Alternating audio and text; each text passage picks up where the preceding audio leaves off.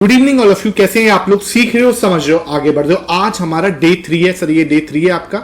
और डे 3 के अंदर मैं आपके साथ अगेन दो स्टॉक्स बहुत इंपॉर्टेंट जो है वो डिस्कस करने वाला हूं, जहां पर क्या हो रहा है, एक इंपॉर्टेंट ब्रेकआउट या रिवर्सल हो रहा है। पहले हम फंडामेंटल देखने वाले हैं कि फंडामेंटली कैसी है कंपनी।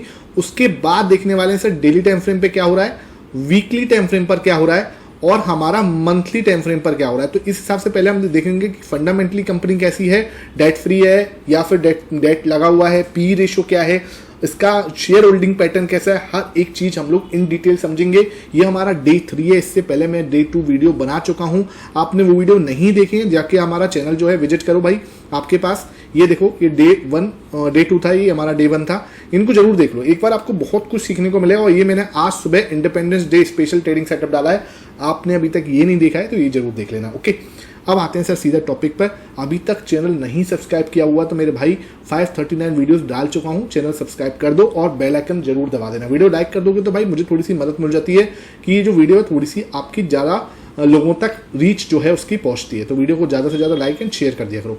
अब आते हैं सर मेन टॉपिक पर। तो यहाँ पे हमारा जो पहला स्टॉक है जिसकी आज मैं डिस्कस करने वाला हूँ, उसका नाम है आवास फाइनेंशियल लिमिटेड। ये मैं सबसे पहले आपको इसका फंडामेंटल एनालिसिस देख लेते हैं कि फंडामेंटली कंपनी कैसी है। तो ये हम देख लेते हैं सर। पहले तो ये देखो सर, इसका जो मार्केट कैप है वो है 13,000 करोड़ का। तो बहुत ज़्यादा बड़ा नहीं है, लेकिन 10,000 करोड़ से बड़ा है। तो ये मतलब बोलूँगा कि यार सही नंबर है। बहुत ज़्यादा छोटी कंपनी भी नहीं है और बहुत ज़्यादा बड़ी कंपनी तो नहीं है। ठीक है, अब आते हैं सर करंट प्राइस की। 1676 रुपीज़ का प्राइस चल रहा है इसका। लो इसका 1300 था और हाई इसका 1900। ठीक है सर, अगर मैं देखूं आरओई जो है वो आपका 13.9% है, 14% के आसपास का आरओई है।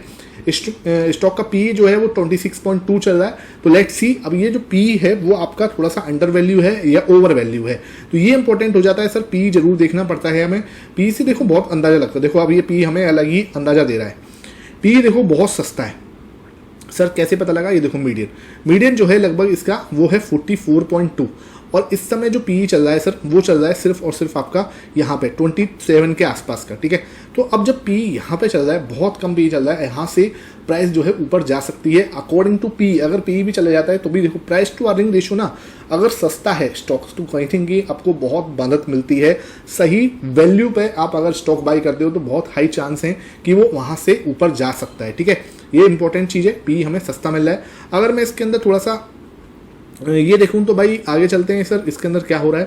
तो ये देखो यहाँ पे इंडस्ट्री के पी से थोड़ा सा कंपेयर करूँ तो इंडस्ट्री का पी सर 21.93 है ना, और आवास का 26, तो ज़्यादा डिफरेंस नहीं है। तो इंडस्ट्री के पी से भी हम लोग ठीक ठाक चल रहे हैं। हाउसिंग फाइनेंस की कंपनी है। ठीक है, हाउसिंग फाइनेंस जो है उस इंडस्ट्री से आती है ये। इसमें आपका हुडको है वो जो है ज़्यादा सबसे मतलब जैसे बोलते हैं लीडर एक तरह से माना जाए तो वो है इसका मार्केट कैप सबसे ज़्यादा उसका ही है। उसके बाद आपका LIC housing finance, PNB housing finance ये है, और हमारा आवास जो है वो 13,000 करोड़ का ये है। ठीक है, इसकी छोटी कंपनी कैनफिन होम्स है। इसके बाद दूसरे नंबर पे कंपनी जो है ये आती है। ठीक है, सबसे बड़ी कंपनी मैंने आपको बताया यहाँ पे हुडको है। ओके, ये आपको पता होना चाहिए। अब आते हैं सर इसका यहाँ पे सेल्स वगैरह कैसे चल रही है, प्रॉफिट एंड लॉस क्या है वो देख लेते हैं। तो प्रॉफिट एंड लॉस देखें अगर मैं इसकी, तो इसका नेट प्रॉफिट अगर मैं देखूं 2021 के अंदर 290 करोड़ था। ठीक है, यहाँ पे हुआ 357 करोड़। ठीक है, अब देखो यहाँ पे बहुत ही सही तरीके से समझने की कोशिश करना, मैं बहुत रिक्वेस्ट करूंगा, यहाँ फोकस होना चाहिए आपका। यहाँ 357 हुआ। ठीक है सर, इधर 430 हो गया, इधर पहुँचता हूँ तो यहाँ हो गया 491 करोड़ और इधर आया 507। अब देखो आप, ये होता है ना, देखो ये इंक्रीज हो रहा है। यहाँ पे देखो इससे बढ़ा, फिर बढ़ा, फिर बढ़ा, फिर बढ़ा। अब ये क्या बोल सकते हो अब आगे कि इसके आगे हम हर एक इंसान जो है वो अंदाजा लगा सकता है। देखो यहाँ पे हम अंदाजा लगाने की बात करें, मैं ये नहीं कह रहा कि जो नंबर आएगा वो जो नेक्स्ट नंबर आएगा वो जरूर आप जो बोलोगे वैसा ही होगा, नहीं, ऐसा कुछ नहीं होने वाला। लेकिन हम एक छोटा मोटा अनुमान लगा सकते हैं लास्ट 5 जो है हमारा डेटा देख के, लास्ट 5 साल का डेटा देख के, या मोटा मोटा आइडिया लगा सकते हैं कि यहाँ पे जो नंबर आएगा वो 530 करोड़ के आसपास आ सकता है। ठीक है, ये मुझे अंदाजा लग रहा है। ठीक है, कि 530 करोड़ के आसपास का जो है कंपनी नेट प्रॉफिट जो है वो कर सकती है। ओके, तो इसका मतलब क्या निकल के आ रहा है? इसका मतलब ये है कि कंपनी प्रॉफिटेबल है, लगातार प्रॉफिट हो रहा है, कहीं कोई दिक्कत वाली बात नहीं है। तो यहाँ पे हमें कहीं ना कहीं तो कंपनी का प्रॉफिट लगातार यहाँ से इंक्रीज हो रहा है, ये चीज़ हमें पता चल गई और आने वाले समय में भी इंक्रीज हो सकता है। तो ये हमारे लिए पॉजिटिव है। पी रेशियो जो है वो अंडर वैल्यू है, वो भी हमारे लिए पॉजिटिव है। दो चीज़ यहाँ पे हमें पॉजिटिव मिली। शेयर होल्डिंग पैटर्न देख लेते हैं, FIS की होल्डिंग कम हो रही है, बढ़ रही है, ये देख लेते हैं। तो FIS की होल्डिंग अगर मैं ईयर वाइज लगा के देखूँ तो यहाँ पर FIS की होल्डिंग सर ये 31.86 थी, उसके बाद लगातार एकदम से बढ़ गई, फिर हल्की सी कम हुई, फिर इन्होंने और कम किया। तो ये जो है मतलब बहुत ज़्यादा ड्रास्टिकली कम तो नहीं हुई। यहाँ से अगर मैं 2021 से देखूँ 2024 में तो बढ़ी ही है, ठीक है। तो ये मतलब हमें ऑलमोस्ट बहुत ज़्यादा बड़ा नंबर नहीं दिख रहा। यहाँ से देखो 13 से इन्होंने 35 बढ़ा दी। 2019 से अगर देखूँ तो एफआईएस की होल्डिंग बढ़ रही है, कोई दिक्कत नहीं। डीएस की होल्डिंग भी देखूँ तो यहाँ से देखो 9 से 12 हुई, 12 से सीधा 23 है ना। यहाँ पे देखो एकदम से एक बहुत बड़ा जंप आया है डीएस की होल्डिंग में, 12.49% से सीधा 24 पे पहुंच गए और यहाँ पे 24.39% हो गए।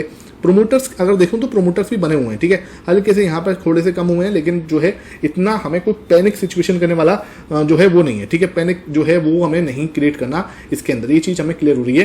तो आवास जो है ओवरऑल अच्छी कंपनी दिख रही है फंडामेंटली देखा जाए तो। अगर मैं इसका स्ट्रक्चर देखूँ थोड़ा सा, तो यहाँ पे जो आपका मंथली टाइम फ्रेम पर जो चार्ट बना है वो देखो बहुत प्यारा चार्ट बना हुआ है, ये बहुत प्यारा चार्ट है। और इसको आपको मतलब जैसे बोलते हैं ना कि हम इसको आराम से ऑब्जर्व कर सकते हैं। मैं नहीं कह रहा आप इसमें आंख बंद करके ट्रेड करो, बिल्कुल भी नहीं, ठीक है। यहाँ पे देखो बार बार जो है रजिस्टेंस मिल रहा था, इधर देखो रजिस्टेंस, यहाँ पे अगेन रजिस्टेंस, इधर अगेन रजिस्टेंस, यहाँ पे आपका ब्रेकआउट हुआ है, ठीक है सर, बहुत प्यारा ब्रेकआउट हुआ है।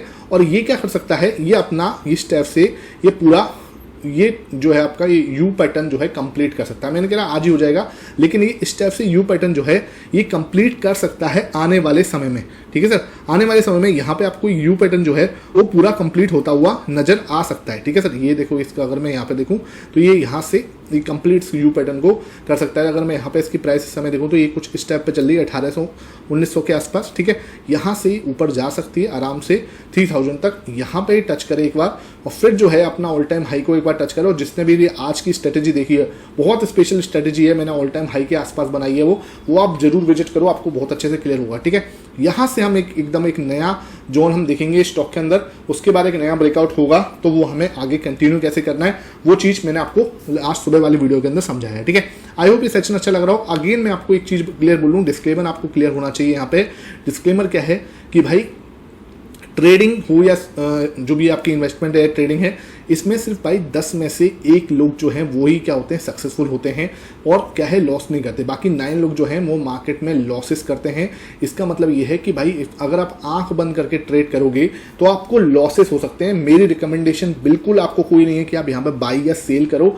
आप जो कुछ करो अपनी लर्निंग पर्पज से मैं आपको समझाने की कोशिश कर रहा हूँ। जो आप भी करोगे, जो भी आप डिसीजन लोगे, वो आप कोई सेबी रजिस्टर्ड फाइनेंशियल एडवाइजर से कंसल्ट करने के बाद ही लेना, ठीक है। यहाँ पे मैं आपको जो भी बता रहा हूँ वो सिर्फ और सिर्फ लर्निंग और एजुकेशन पर्पज से है, क्योंकि मुझे भाई टेक्निकल एनालिसिस जो है आपको पढ़ाना, समझाना, प्राइस एक्शन आपको समझाना पसंद है, इसलिए मैं आपके साथ ये एजुकेशन जो है शेयर कर रहा हूँ और ये चीज़ आपको क्लियर होनी चाहिए, है ना। कोई आपको यहाँ पे इन्वेस्टमेंट एडवाइस या कोई भी किसी भी टाइप का आपको बाई सेल रिकमेंडेशन नहीं है, ठीक है। तो ये बिल्कुल क्लियर होना चाहिए। यहाँ से देखो कि ब्रेकआउट अगर देता है उसके बाद तो एक बड़ा मूव आ सकता है, उससे पहले भी हमें यहाँ से क्लियर मूव जो है हम एक्सपेक्ट कर सकते हैं ये चीज़, ठीक है। ये आई होप आपको ये जितने भी यू पैटर्न बने हैं पहले यहाँ तक जो लोग जा चुके हैं उसने इस टाइप की ट्रेंड लाइन जरूर देखी होगी, ठीक है। उसने इस टाइप की ट्रेंड लाइन का ब्रेकआउट हमेशा किया है। आप अगर यहाँ पकड़ लेते हो स्टॉक को बहुत अच्छी बात है, नहीं तो फिर हमें यहाँ पे जो है स्टॉक पे दिमाग लगाना पड़ता है। आज का जो सेकंड स्टॉक है उसके बारे में भी बहुत इंपॉर्टेंट स्टॉक है भाई, उसके बारे में भी आपके साथ जरूर डिस्कस करूंगा, उसको भी आपको जरूर देखना है। दूसरे नंबर का स्टॉक है कैस्ट्रॉल इंडिया, ठीक है सर। कैस्ट्रॉल इंडिया, ये देखो, ये एक सेकंड यहाँ पे ये मैं,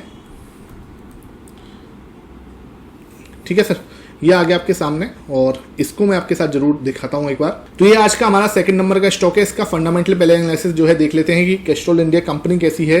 तो ये हमारी कैस्ट्रॉल इंडिया कंपनी है सर। प्राइस जो है इसका लगभग 245 रुपये पे चल रहा है। मार्केट कैप 25,000 करोड़ के आसपास का है, 24,000 करोड़ के, तो मतलब बढ़िया कंपनी है, कहीं कोई दिक्कत नहीं। उसके बाद प्राइस देखूं तो यहाँ पे जो लो आ रहा है वो 132 का है, हाई 280 का है। बुक वैल्यू 21.6 है। आरओई अच्छा खासा है इसका, आरओई भाई 42.5% का, पीई से भी ज़्यादा है इसका आरओई, और ये है 27.4 पीई जो है। तो कंपनी का पीई डाउन है भाई, लेट्स सी। यहाँ से मुझे दिखने में डाउन लग रहा है, ये अंडर वैल्यू है भी है या नहीं वो हमें अभी यहाँ पे क्लियर होगा। तो पीई देखो यहाँ से आपको क्लियर दिख रहा होगा, मीडियन जो है उसका 17 का है, 17 से जो पीई है वो बहुत ज़्यादा ऊपर है। तो यहाँ से हमें एक चीज़ दिख रही है कि पी जो है आपका वो थोड़ा ओवर वैल्यू दिख रहा है। इसका मतलब ये नहीं है कि कंपनी खराब है, बिल्कुल भी नहीं। हमें एक पहली शक्ल में यहाँ पे देखने को मिल रहा है कि ओवर जो है पी जो है आपका वो यहाँ से ओवर वैल्यू है। इसका मतलब ये नहीं कि कंपनी खराब है, बिल्कुल भी नहीं, ठीक है। ये चीज़ बिल्कुल समझ के चलो। एक बार इंडस्ट्री के पी से थोड़ा सा हम लोग जो है वो हम थोड़ा इसका वो कर लेते हैं। इस बार आपके यहाँ पे दिखाऊं तो कंपनी जो है पूरी तरह से डेट फ्री है, ठीक है। तो ये बहुत अच्छी बात है, कंपनी कहीं ना कहीं डेट फ्री है, किसी भी टाइप का डेट जो है उस पर नहीं चल रहा। अगर मैं कंपनी के पीई से देखूं इसको, इंडस्ट्री के पीए, इंडस्ट्री बाई केमिकल्स है इसकी, तो केमिकल्स की जो इंडस्ट्री है उसका मीडियन है सर 37 के आसपास, 36.95, उससे सबसे लो इसका ही है, ठीक है। तो कैस्ट्रॉल इंडिया का पी जो है वो बिल्कुल सही है, बहुत ज़्यादा जैसे बोलते हैं बहुत ज़्यादा ओवर वैल्यू नहीं दिख रहा, आपके सामने अब दिख रहा होगा, ठीक है। इसके इंडस्ट्री के पी में जो पी आ रहा है देखो 138 का पी भी है। इसके बाद एसआरएफ का 60 है, पिडिलाइट इंडस्ट्री का 82 है। इसका देखो मार्केट कैप बहुत ज़्यादा है, ये मार्केट कैप के हिसाब से भी बहुत छोटी कंपनी है। इस इंडस्ट्री की सबसे छोटी कंपनी में से एक है, ठीक है। इस इंडस्ट्री की सबसे छोटी कंपनी है देखा जाए तो बहुत सही है, कोई दिक्कत नहीं है। अगर ये आगे ग्रोथ करती है, पिडिलाइट इंडस्ट्री को अगर ये कहीं ना कहीं कंपटीशन देती है तो ये बढ़िया होगा, है ना।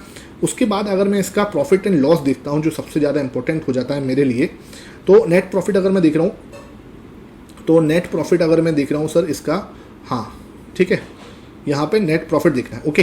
तो नेट प्रॉफिट अगर मैं देखूँ तो देखो बहुत ज़्यादा प्रॉफिट जो है इंक्रीज नहीं हो रहा, वहीं की वहीं बना हुआ है। अगर मैं पिछले 5 साल का प्रॉफिट दूँ 2019 से, तो ये 885 पे ही पहुँचा है, 827 पे। तो मतलब क्या है, कंपनी जो है यहाँ पे थोड़ा सा एक अलार्मिंग सिचुएशन बन रही है कि कंपनी के अंदर जो प्रॉफिट है वो स्टैग्नेट हो गया, मतलब कहीं ना कहीं अटक गया है ना। अब आपको यहाँ पे मैं बोलूँगा कि भाई थोड़ा सा यहाँ पे हमें बैक आना है, ठीक है सर। यहाँ पे हमें थोड़ा बैक आना है, आपको नेक्स्ट ईयर का या नेक्स्ट क्वार्टर का हमें एक जो है प्रॉफिट का वेट करना है। अगर यहाँ पे हमें प्रॉफिट जो है वो 1000 करोड़ से ऊपर जाता दिखा, तभी हम इसके अंदर थोड़ा सा एंट्री वगैरह करने की सोचेंगे। अदरवाइज यहाँ पे मुझे एक रेड फ्लैग दिख रहा है, बिकॉज देखो यार 5 साल से कंपनी के अंदर प्रॉफिट नहीं आया, कंपनी भाई हायर हाई मार रही है, स्टॉक में फिर कुछ भी हो रहा है। मैं फिर उधर वहाँ पे थोड़ा सा देखो, अब मैं इसका फंडामेंटल देखूँ तो यहाँ पे कंपनी ने क्या करा है, यहाँ कंपनी इधर से यूँ शूट अप हुई है, ठीक है सर। बिल्कुल जो 140 का भाव चलता था इसका, 140 से सीधा 260 चली गई, ठीक है। तो भाव तो भाई ऑलमोस्ट बहुत ज़्यादा बढ़ा है ना, मतलब ऑलमोस्ट डबल हो गया है ना।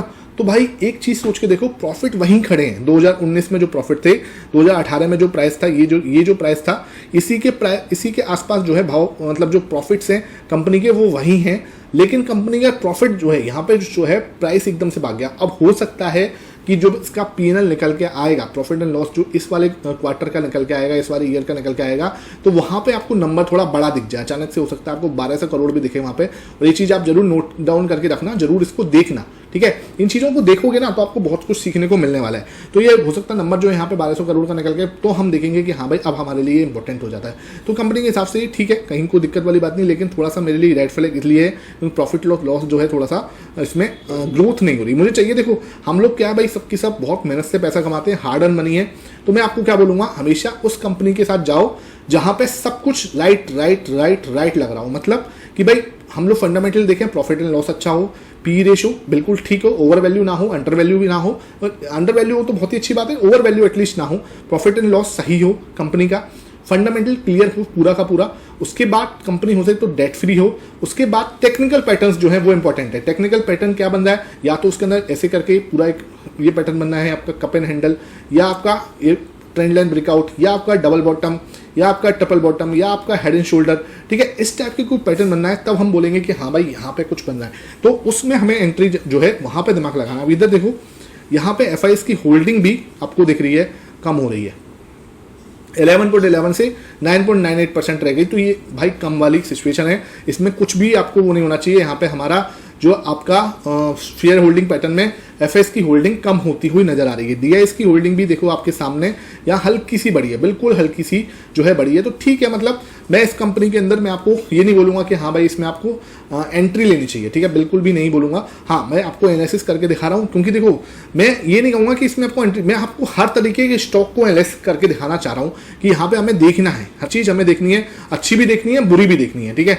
तो ये चीज़ आपको पता होना चाहिए। उसके बाद देखो यहाँ पे अगर मैं इधर देखूं तो आपके सामने यहाँ पे आपका ही प्रॉपर वे में कप पैटर्न बनना है। यहाँ पे देखो इसका क्या था, ये लगभग 2014 का 2014 का हाई था, ठीक है, जो अब जाके इसने ब्रीच किया है। अब मुझे नहीं लगता ये अभी टूट देगा, यहाँ से अगर ये एक और हैंडल बनाता है, उसके बाद अगर प्रॉफिट एंड लॉस भी सही हो जाते हैं, उसके बाद एक बड़ी ग्रीन कैंडल बनाता है, जब तक हमने इसको यहाँ पर वेट करना है, इस एरिया तक एटलीस्ट एक बार क्या करें, अपना हैंडल बनाए, प्रॉपर वे में यहाँ पे टाइम पास करे, एक हैंडल पैटर्न बनाए और अपना प्रॉफिट एंड लॉस भी दिखाए। वहाँ पे क्या है कि क्वार्टर में अच्छा खासा प्रॉफिट हो, लगभग 1200 करोड़ के ऊपर का प्रॉफिट है, क्योंकि कंपनी क्या है टर्न अराउंड भी होती है, ठीक है। तो वहाँ पे हमें उस कंपनी को पकड़ना भी जरूरी है। तो यहाँ पे अगर 1200 करोड़ का प्रॉफिट होता है, एक बड़ी ग्रीन कैंडल से ब्रेकआउट देता है, तभी ऊपर जाने के लिए तैयार होगा, तो डेफिनेटली मैं इसमें इंटरेस्टेड हूँ। मैं आपको किसी को बाई से रिकमेंडेशन नहीं दे रहा, लेकिन इस टाइप से हम एनालिसिस करेंगे ना भाई, आप विश्वास मानो, अगर हमने इस टाइप से 90 डेज एनालिसिस भी कर लिया